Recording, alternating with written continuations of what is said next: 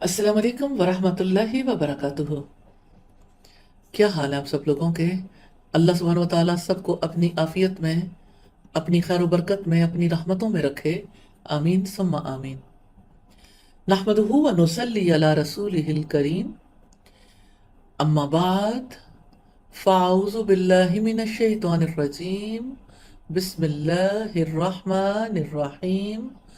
रब्बिश्रह ली सदरी वयस्सिर ली अमरी वाहलुल उक़दतम मिन लिसानी यफ़क़हू क़ौली।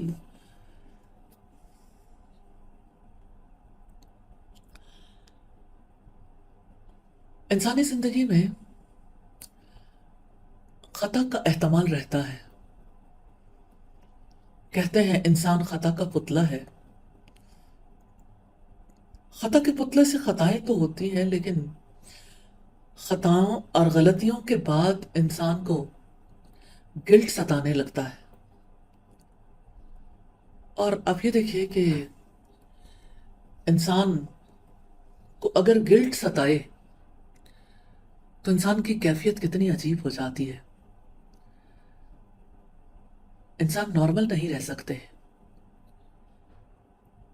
एहसास गुनाहगारी इंसान को किसी काबिल नहीं छोड़ता।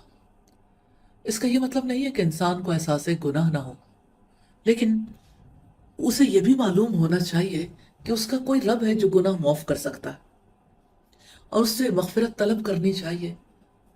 न्यू ईयर के हवाले से आज हम अल्लाह ताला के अल गफूर होने को देखेंगे और ये तय करेंगे कि हमने क्या सीखना है। अपने आप को मैसेज दीजिएगा, मैंने क्या सीखना है। मैंने ये समझना है कि अल्लाह सुब्हानहू व तआला के अस्माए हुस्ना में से अल गफूर के क्या मानी है।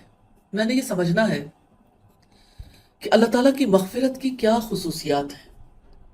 और मैसेज दीजिएगा, मैं सीखने में पहल करती हूँ। मैं अल्लाह ताला की आयात सुनती हूँ और उन पर गौर व फिक्र करती हूँ। रब्बुल इज़्ज़त ने फरमाया वलिल्लाहिल अस्माउल हुस्ना फदूहु बिहा, और सबसे अच्छे नाम अल्लाह ताला ही के हैं, सो उसे उनके साथ पुकारो।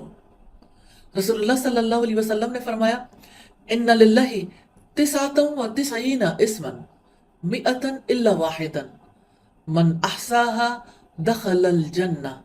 अल्लाह ताला के 99 नाम हैं, जो इन्हें याद कर लेगा वो जन्नत में जाएगा। मैं गौर से सोचती हूँ और नतीजा अखज़ करती हूँ, खुद को मैसेज दीजिएगा। अल्लाह ताला के नामों को हुस्ना सबसे अच्छे कहने की वजह क्या है? अहसाहा से क्या मुराद है? अपने आप को मैसेज दीजिएगा, मैं अपनी सलाहियतों को इस्तेमाल करके सीखती हूँ। नॉर्मली तो लोग ये समझते हैं कि कोई सिखा दे तो हम सीख लेते हैं, कोई सिखाए तब भी अपनी सलाहियतों को इस्तेमाल करना पड़ता है। कितने ही लोग हैं जो अपनी अकल को बंद करके सीखते हैं, फिर कुछ भी नहीं सीखते। अक्लमंद वो है जो अपनी अकल का इस्तेमाल करता है। तो अकल का इस्तेमाल कीजिए और अल्लाह सुब्हानहू व तआला से दुआ कीजिए और अपने आप को मैसेज दीजिए, मैं अपनी सलाहियतों को इस्तेमाल करके सीखती हूँ। तो सीखना क्या है? अल गफूर। अल गफूर वो है जो गुनाह बख्शने वाला है। अल गफूर वो है जिसमें मगफिरत का कमाल है। अल गफूर वो है जो सारे गुनाह बख्श देने वाला है। अल गफूर वो है जिसकी बख्शिश बहुत बड़ी है। रब्बुल इज़्ज़त का फरमान है नब्बि इबादी अन्नी अनल गफूरुर रहीम। आप मेरे बंदों को बता दें, बिलाशुबा मैं तो बेहद बख्शने वाला, निहायत रहम वाला हूँ। और अल्लाह सुब्हानहू व तआला ने फरमाया व रब्बुकल गफूरु ज़ुर रहमा, और आपका रब बहुत ज्यादा बख्शने वाला, रहमत वाला है। तो अल गफूर वो है जिसके सिवा कोई गुनाहों को बख्शने वाला नहीं। उसका फरमान है वमन यगफिरु ज़ुनूबा इल्लल्लाह, अल्लाह ताला के सिवा गुनाहों को और कौन बख्श सकता है।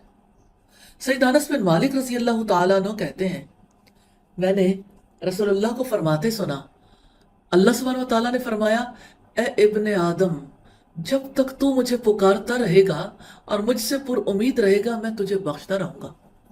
जो भी गुनाह होंगे और कोई परवाह नहीं करूंगा।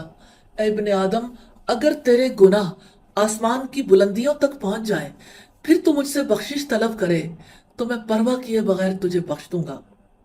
اے ابن آدم، اگر تو زمین کے لگ بھگ گناہ لے کر میرے پاس آئے اور اس حال میں مجھے ملے کہ میرے ساتھ شرک نہ کیا ہو، تو میں تجھے ان گناہوں کے مطابق بخشش عطا کروں گا۔ یہ صحیح بخاری کی 3147 نمبر روایت ہے۔ تو اللہ سبحانہ و تعالیٰ وہ ہے جو بخشنے کے لیے تیار ہے، اپنا دامن رحمت وا کیے ہوئے ہے۔ کیا آپ جانتے ہیں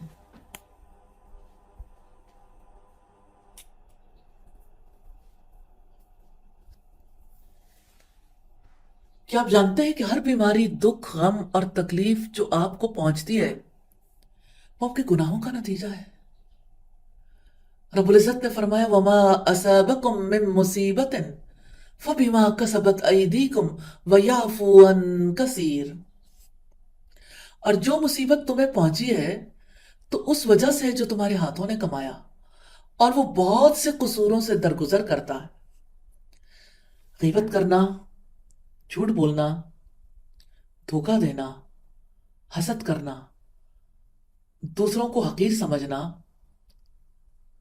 نافرمانیاں کرنا، ان چیزوں کو دیکھنا جو جائز نہیں ہے، اور فرائض میں تاخیر کرنا، یہ سب ایسے گناہ ہیں جنہوں نے ہمیں بہت زیادہ دکھ اور تکلیف پہنچایا ہے، یعنی ہمیں بہت زیادہ تکلیف پہنچائی ہے اور دکھ دیا ہے۔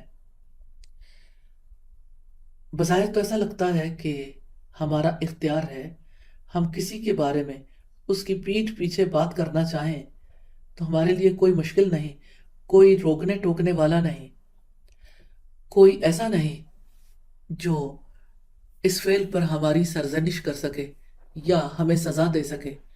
تو اب دیکھیں کہ ایسے میں انسان کے لیے غیبتیں کرنا کتنا آسان ہو گیا ہے، لیکن غیبت کتنا بڑا جرم ہے اور اس کی کتنی بڑی سزا ہے۔ اللہ سبحانہ وتعالیٰ نے فرمایا کہ کیا تم یہ پسند کرتے ہو کہ اپنے مردہ بھائی کا گوشت کھاؤ؟ اور نبی صلی اللہ علیہ وسلم جب معراج کے لیے تشریف لے گئے تو ایسے لوگوں کو دیکھا جن کے تانبے کے ناخن تھے، جو اپنا گوشت نوچ نوچ کے کھا رہے تھے، جو اپنا گوشت نوچ رہے تھے۔ تو سیدنا جبریل علیہ السلام سے آپ صلی اللہ علیہ وسلم نے پوچھا یہ کون لوگ ہیں؟ تو انہوں نے کہا یہ جو لوگوں کی پیٹھ پیچھے ان کی غیبت کیا کرتے تھے۔ اسی طرح آپ دیکھیے دھوکہ دینا کتنا بڑا گناہ ہے۔ کتنے لوگ آسانی سے کسی کو دھوکہ دے جاتے ہیں، جس کو دھوکہ دیا جاتا ہے اس کو چین نہیں آتا۔ اللہ سبحانہ وتعالیٰ تو عادل ہے، کیسے ہو سکتا ہے کہ اس خطا اور اس غلطی پر انسان کی پکڑ نہ ہو؟ اسی طرح حسد ہے، کتنی آسانی سے لوگ حسد کرتے ہیں، دلوں کے اندر کینہ اور بغض رکھتے ہیں۔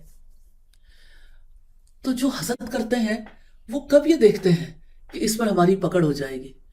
وہ تو یہ فیل کرتے ہیں کہ ہم بچپن سے حسد کرتے چلے آ رہے ہیں، بچپن سے دلوں میں جتنا کینہ رکھا، بغض پالا، اس کے لیے کیا وہ اپنے آپ کو جسٹیفائیڈ نہیں سمجھتے؟ اپنے آپ کو وہ سمجھتے کہ ہم حق رکھتے ہیں کہ یعنی اپنے دل میں یہ بات رکھیں، کسی کے بارے میں بغض رکھنا یہ ہمارا حق نہیں بلکہ فرض سمجھتے ہیں۔ تو حسد نیکیوں کو اس طرح کھا جاتا ہے جیسے آگ لکڑی کو آگ کھا جاتی ہے۔ پھر آپ دیکھیں کہ آنکھوں سے وہ چیزیں دیکھنا جو جائز نہیں ہے۔ آج کے دور میں تو گناہوں میں سے یہ کتنا بڑا گناہ ہے۔ جن کے ہاتھوں میں موبائل ہے وہ کیا کچھ نہیں دیکھ رہے۔ ان گیجٹس نے انسانوں کی نظروں کو کس قدر گناہ گار کر دیا ہے۔ اللہ سبحانہ وتعالیٰ کہتے ہیں لا تدرکہ الابصار وہو یدرک الابصار، نگاہیں اس کو پا نہیں سکتی، وہ نگاہوں کو پا لیتا ہے۔ اللہ سبحانہ وتعالیٰ دیکھ رہے ہوتے ہیں، اس کو معلوم ہے کون اپنی نگاہوں کو کہاں لگائے ہوئے۔ تو جو اپنی نگاہوں کا غلط استعمال کرتا ہے وہ کب یہ محسوس کرتا ہے کہ میں نے کوئی غلط کام کیا؟ یہ سارے گناہ ہیں۔ یہ گناہ انسانوں کو تکلیف اور دکھ پہنچاتے ہیں، انسان کی روح پر برے اثرات مرتب کرتے ہیں۔ ایسا نہیں ہوتا کہ گناہوں کا اثر نہ ہو، کوئی انسان تسلیم نہ کرے تب بھی گناہوں کا اثر ہوتا۔ تو آپ دیکھیے کہ ان گناہوں کی معافی کے لیے ہمیں اس ذات کی طرف رجوع کرنے کی ضرورت ہے جو الغفور ہے۔ ہم کسی ایسے شخص کی تلاش میں رہ کر جو ہمیں کچھ رقم ادھار دے دے، اپنے آپ کو کتنا ذلیل کرتے رہتے ہیں۔ ممکن ہے کہ ہم اس رقم کی ضرورت ہمارے کیے ہوئے گناہوں کے اثرات کی وجہ سے پڑی ہو۔ استغفر اللہ۔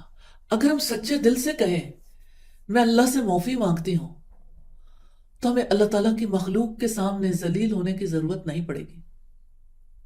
اگر آپ کو اپنی عزت بہت پیاری ہے، آپ چاہتے ہیں کہ مخلوق میں آپ بے عزت نہ ہو، تو اللہ سبحانہ وتعالیٰ سے مغفرت کی دعا کر لیں۔ کتنے ہی لوگ ہیں جو اپنی عزت کا تحفظ کرتے رہتے ہیں، یہ نہیں دیکھتے کہ ہماری انسلٹ کس وجہ سے ہوئی ہے۔ کیا انسان خود سے یہ طاقت رکھتے ہیں کہ کسی کو ذلیل کر سکیں، جبکہ اللہ سبحانہ وتعالیٰ نے فرمایا وَتُذِلُّ مَن تَشَاءُ، اور تو جسے چاہتا ہے ذلیل کرتا ہے۔ تو اللہ سبحانہ وتعالیٰ کے ہاتھ میں ہے عزت اور ذلت۔ ذلت سے بچنا چاہتے ہیں تو اللہ سبحانہ وتعالیٰ سے مغفرت کی دعا کر لیں، کیونکہ یہ گناہوں کے برے اثرات ہیں جس کی وجہ سے ذلت کسی کا مقدر بن جاتی ہے۔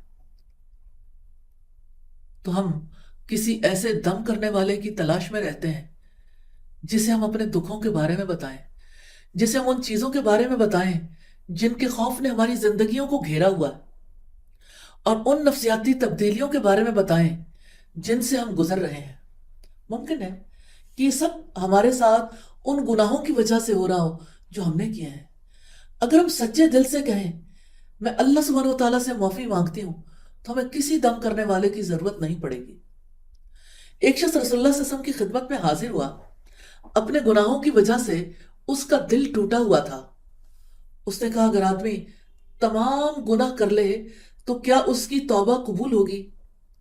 رسول اللہ صلی اللہ علیہ وسلم نے فرمایا کیا تم نے اسلام قبول کر لیا ہے؟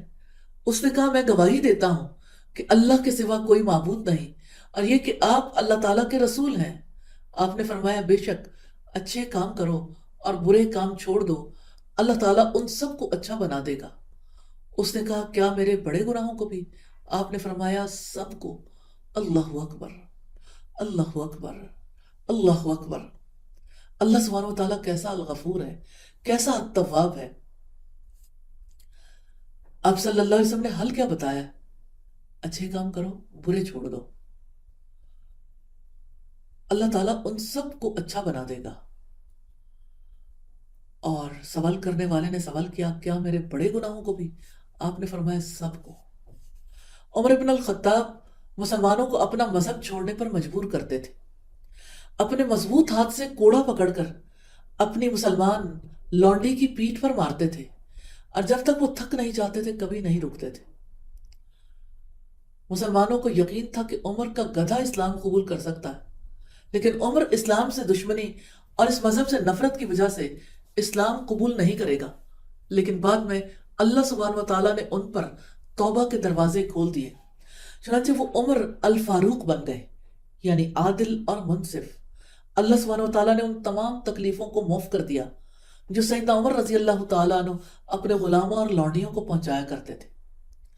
خالد بن ولید جنگ احد میں تیر اندازوں کے مورچوں پر چڑھ گئے اور سیدنا عبداللہ ابن جبیر رضی اللہ تعالیٰ عنہ اور ان کے ساتھیوں کو قتل کر دیا جو اس پہاڑ پر تھے۔ خالد بن ولید نے رسول اللہ صلی اللہ علیہ وسلم کی قیادت میں لڑنے والی اسلامی فوج کو شکست دی اور رسول اللہ صلی اللہ علیہ وسلم کو زخمی کر دیا۔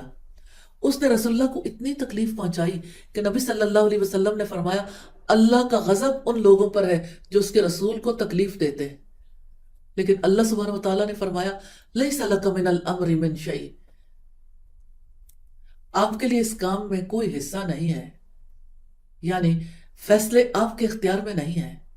تو خالد بن ولید ان لوگوں میں شامل ہو گئے جنہوں نے توبہ کر لی، انہوں نے اسلام قبول کیا، تو اللہ سبحانہ وتعالیٰ نے ان کے گناہوں کو معاف کر دیا اور وہ سیف اللہ کی تلوار بن گئے۔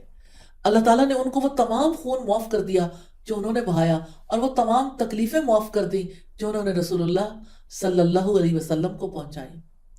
تو الغفور یہ اللہ تعالیٰ کے خوبصورت ترین ناموں میں سے ایک ہے۔ عبادت گزاروں کو یاد دلاتا ہے کہ وہ اللہ تعالیٰ سے بخشش طلب کرتے رہیں اور توبہ کر کے اس کی طرف پلٹتے رہیں۔ اللہ سبحانہ وتعالیٰ الغفور ہے، وہ ان تمام لوگوں کو بخش دیتا ہے جو اس سے توبہ کرتے ہیں اور بخشش مانگتے ہیں۔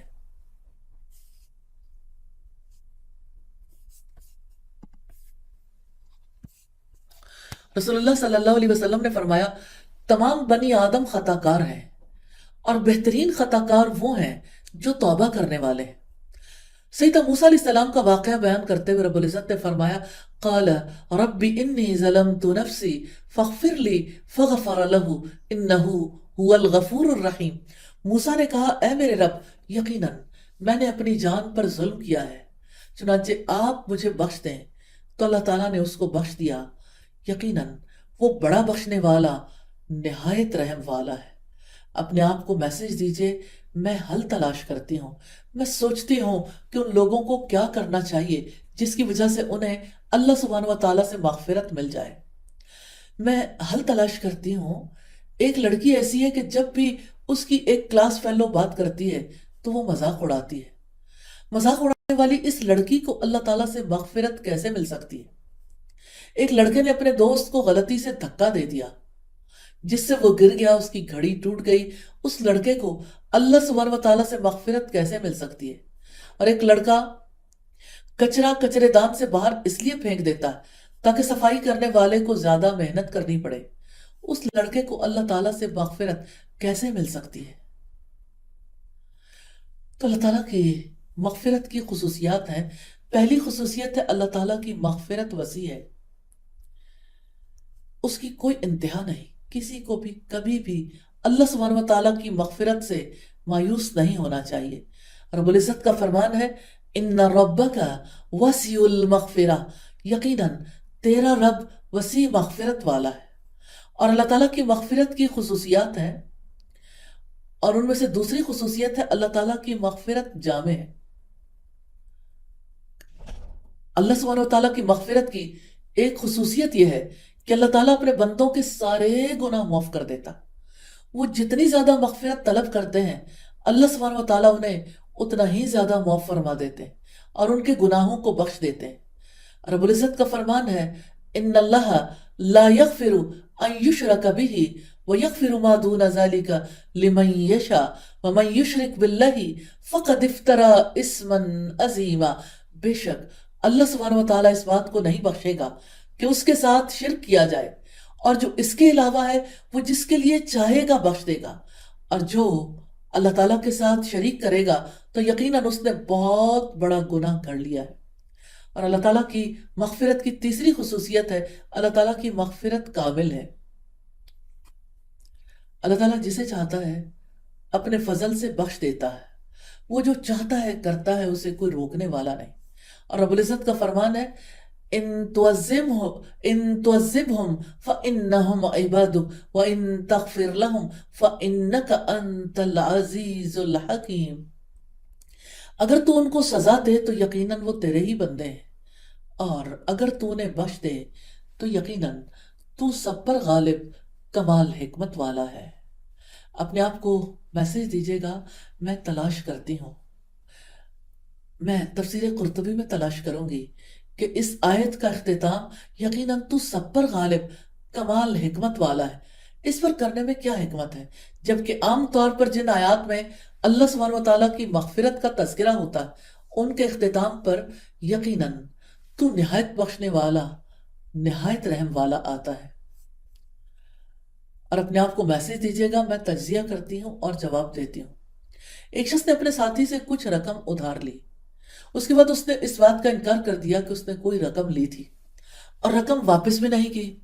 اس کے بعد اس نے قرض واپس کیے بغیر اللہ سبحانہ و تعالیٰ سے معافی مانگنا شروع کر دی۔ کیا اللہ تعالیٰ اسے قرض معاف کر دیں گے؟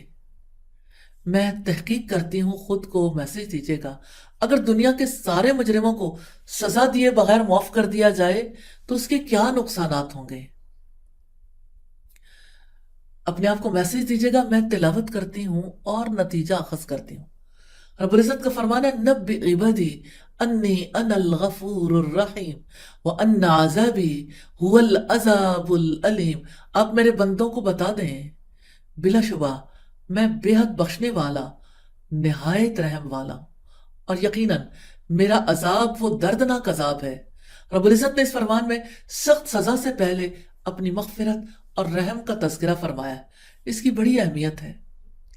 ہمارے رویے اور ہمارے اعمال کیسے ہیں؟ کچھ لوگ جان بوجھ کر گناہ کرتے ہیں اور پھر بہت جرت سے یہ کہتے ہیں کوئی بات نہیں، اللہ تعالیٰ غفور الرحیم ہے۔ اس میں کوئی شک نہیں کہ اللہ تعالیٰ غفور الرحیم ہے، لیکن انسان کے لیے یہ ضروری ہے کہ وہ اللہ تعالیٰ کی مغفرت اور رحمت کا مستحق بھی ہو۔ اگر انسان اللہ سبحانہ وتعالیٰ کی مغفرت اور رحمت پانا چاہتا ہے تو اس کے لیے لازم ہے کہ وہ اللہ تعالیٰ کی مغفرت پانے کے لیے بھرپور کوشش کرے اور اپنے رویوں کی اصلاح کر لے، اس سے پہلے کہ بہت دیر ہو جائے۔ تو ہمارے رویے اور ہمارے اعمال کیسے ہیں؟ یہ جہالت کی نشانی ہے کہ انسان گناہوں میں ڈوبا رہے اور اس کے باوجود اللہ سبحانہ وتعالیٰ کی مغفرت کی تمنا کرتا رہے۔ اور یہ بھی جہالت کی نشانی ہے کہ انسان توبہ کرے اور نہ ہی اللہ تعالیٰ سے مغفرت مانگے، لیکن اس کے باوجود یہی کہتا رہے اللہ تعالیٰ غفور و رحیم ہے۔ ہم نے یہ سیکھا ہے کہ اللہ تعالیٰ کی اپنے بندوں کے لیے مغفرت وسیع ہے، اس کی کوئی انتہا نہیں ہے۔ یہ بات ایک مومن کو امید دلاتی ہے کہ وہ اپنے گناہوں سے توبہ کر لے، اپنی اصلاح کر لے اور اپنے اعمال کے ذریعے اللہ سبحانہ وتعالیٰ کو راضی کر لیں۔ ایمان والوں کو بھی چاہیے کہ وہ لوگوں کی غلطیوں کو معاف کر دیں اور درگزر کریں، جیسا کہ رب العزت نے فرمایا وَلْيَعْفُوا وَلْيَصْفَحُوا أَلَا تُحِبُّونَ أَن يَغْفِرَ اللَّهُ لَكُمْ وَاللَّهُ غَفُورٌ الرحیم۔ اور لازم ہے کہ وہ درگزر کریں۔ کیا تم پسند نہیں کرتے کہ اللہ تعالیٰ بھی تمہیں بخش دے؟ اور اللہ تعالیٰ بے حد بخشنے والا، نہایت رحم والا ہے۔ تو لوگوں کے گناہوں کو معاف کرنا اور درگزر کرنا بھی اللہ سبحانہ وتعالیٰ کی عبادت ہے۔ تم اپنے آپ کو میسج دیجیے گا میں اپنے خیالات کو منظم کرتی ہوں۔ الغفور سے تعلق کے لیے ہم کیا کریں؟ نمبر 1، اللہ تعالیٰ سے محبت کرنی ہے، اس کی حمد بیان کرنی ہے اور اس کا شکر ادا کرنا ہے کہ وہ گناہوں کو بخش دیتا۔ اور نمبر 2، اپنی استطاعت کے مطابق گناہوں سے بچنے کی کوشش کرنی ہے۔ اور اگر کبھی کوئی گناہ ہو جائے تو اللہ سبحانہ وتعالیٰ کو یاد رکھنا ہے، اس سے معافی مانگنی ہے، اس سے امید رکھنی ہے کہ وہ گناہ بخش دے گا، اس کی رحمت سے کبھی مایوس نہیں ہونا۔ تیسرا کام یہ ہے کہ اللہ تعالیٰ سے مغفرت کی امید پر گناہوں پر جری نہیں ہونا۔ اور چوتھا یہ کہ اللہ تعالیٰ کے نام کے وسیلے سے اسی سے گناہوں کی مغفرت کی دعا کرنی ہے۔ یقیناً اس کے سوا گناہوں کو کوئی بخش نہیں سکتا۔ اور پانچواں، لوگوں کی خطاؤں کو معاف کرنا ہے اور برائی کا بدلہ بھلائی سے دینا۔ تو الغفور سے دعا کی سیدنا ابو بکر صدیق رضی اللہ تعالیٰ عنہ نے رسول اللہ سے کہا یا رسول اللہ، مجھے ایسی دعا سکھائیے جو میں اپنی نماز میں کیا کروں۔ آپ نے فرمایا یہ پڑھا کرو اللہم انی ظلمت نفسی ظلما کثیرا ولا یغفر الذنوب الا انت۔ یا اللہ، میں نے اپنی جان پر بہت ظلم کیا اور تیرے سوا گناہوں کو اور کوئی نہیں بخشتا۔ بلا شبہ تو بڑی مغفرت کرنے والا، بڑا رحم کرنے والا ہے۔